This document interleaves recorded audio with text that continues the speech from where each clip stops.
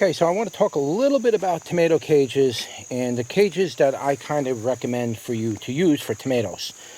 Okay, so in general, if you're going to buy tomato cages, you generally want to buy tomato cages that have a very thick gauge wire. Now this wire here is probably 10, maybe 8 gauge, probably 10 gauge wire right here. And these tomato cages stand up anywhere between 4 and 5 feet tall. They're just short because I buried them all the way down into the ground, because even these will bend on me when my tomato plants get to be 10, 12 feet tall and they're loaded with tomatoes. It'll collapse the tomato cage.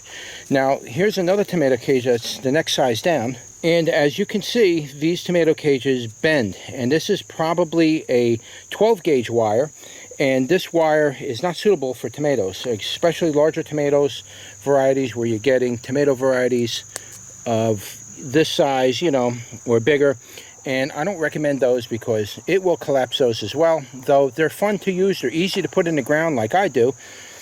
But when it comes to actually supporting your tomato plants, they're completely useless. Even with me putting in stakes in the ground to hold it up, it was snapping the stakes in the ground.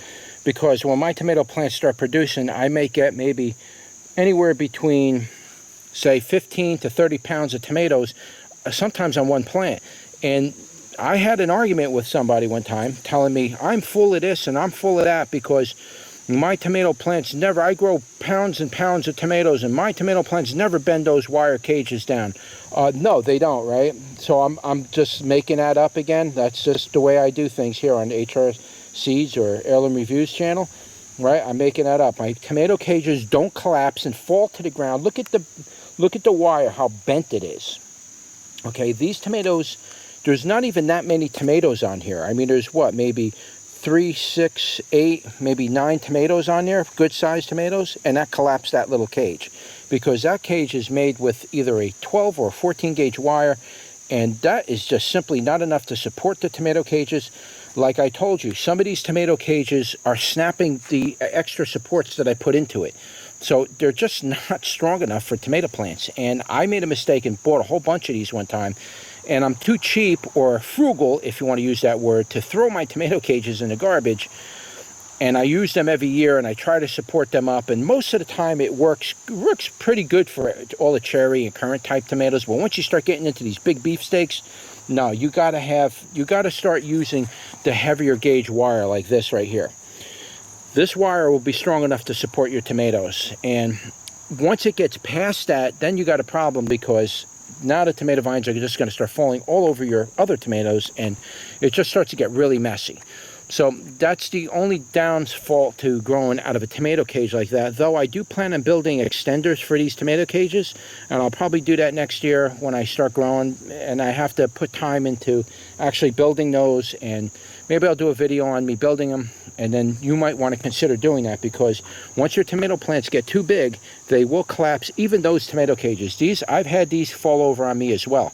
I've had tomato plants that were so loaded with tomatoes, it just literally ripped the entire thing down, damaged the plant, knocked tomatoes all over the ground, and it was a disaster. And you compound the problem even more when it rains. So when these plants and everything gets hit in the rain and that weight doubles, it's just going to even bend these down to the ground. So you're going to need to use extra supports to stabilize this. What do I recommend as a support? Well, if you don't want to spend the money on rebar because you don't have the money to buy rebar, and that can be quite expensive, I would suggest using 2x2 or 2x4 posts in the ground, stake them down really deep, and then wire this tightly to it, and then put your extenders above that, and you'll be able to grow your tomatoes all the way up inside that cage. Now, this was an experiment that I was doing that I wanted to build a tomato tower, and I was going to do a video on that, except I started this too late in the year, and I don't think my tomatoes are going to quite get 14 feet tall, but then again, they might.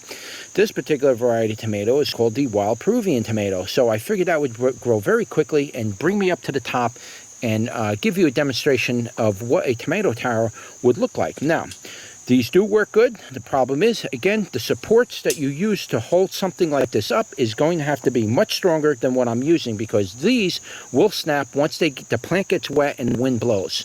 It will knock that tower right to the ground. And you don't want to do that because that just messes everything up.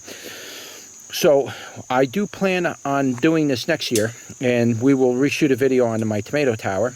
And I am going to build a very strong support, 2x4, bang down into the ground, maybe 4 or 5 feet into the ground, and that should stabilize this from the wind, and these plants should be able to grow 14 feet tall without leaning over and all of that good stuff. So that's my tomato towers. Now, the other option to tomato cages are the cages that I make for my tomato plants, for example. So what you're seeing here is a bunch of my tomato cages that I make for my tomato plants piled up into one. That's how I made that one long tomato cage. Over here is one single tomato cage. This is how I make my tomato cages. Now, generally what I do is I take this wire, you can buy this kind of fence wire, and I just wrap a circle. You can wrap it as big or small as you want. I generally make my circles around 12 inches in diameter. 15 is probably good.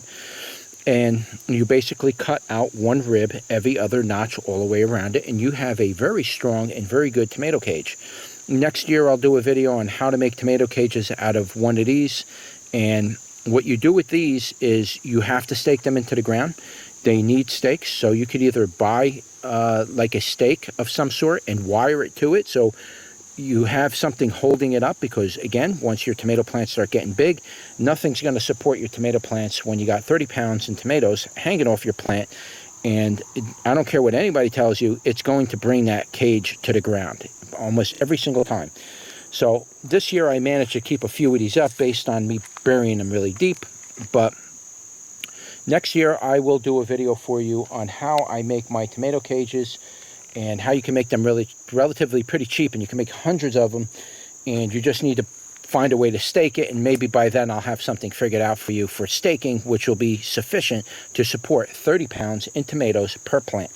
All right, so that was just a quick video on tomato cages and my opinion on tomato cages, and just wanted to show you the do's and don'ts, what not to buy, and what maybe you can buy that will help support your tomato plants in the event you want to use this type of system.